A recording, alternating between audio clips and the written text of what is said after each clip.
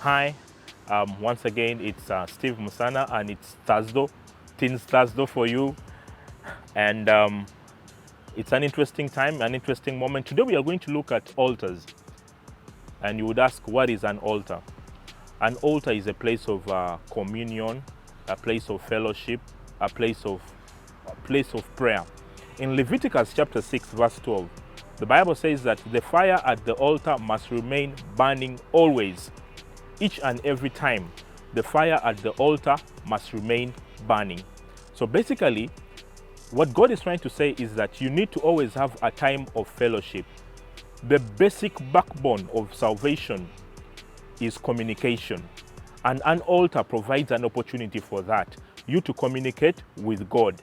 You need to communicate with God on a daily basis to be effective as a Christian, as in your walk with God. Because through prayer you encourage, through prayer you seek counsel, through prayer you seek comfort. So basically you need to have that consistency. The thing with altars is consistency. And if you have to be consistent, then you need to keeping on. So they're what we call watches. These are different prayer times, different prayer times for which you can pray. You can either choose to do the morning, you can choose to do the evening, you can choose to do an afternoon, or you can choose to do the night. So there are different watches. I think when you read the Bible, you're familiar with phrases. In the third watch, the Lord woke up. In the fourth watch, in the sixth watch. So those are different times of prayer. But the most important thing is that you can choose a time, even if it's like 30 minutes, and then you're consistent at that.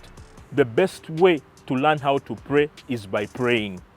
The moment you start step by step, then you learn the basics, you learn the communion, because it's very important and it's very, very necessary. Remember, the fire at the altar must remain burning. So you can blend it with a bit of Bible study, you can blend it with worship, that personal time of communion with God that you need to have, because your relationship is based upon communication, and an altar brings out the element of communication. That's why you need to keep in relationship. You need to keep in your personal prayer altar, because without that, then you lose focus, you lose direction.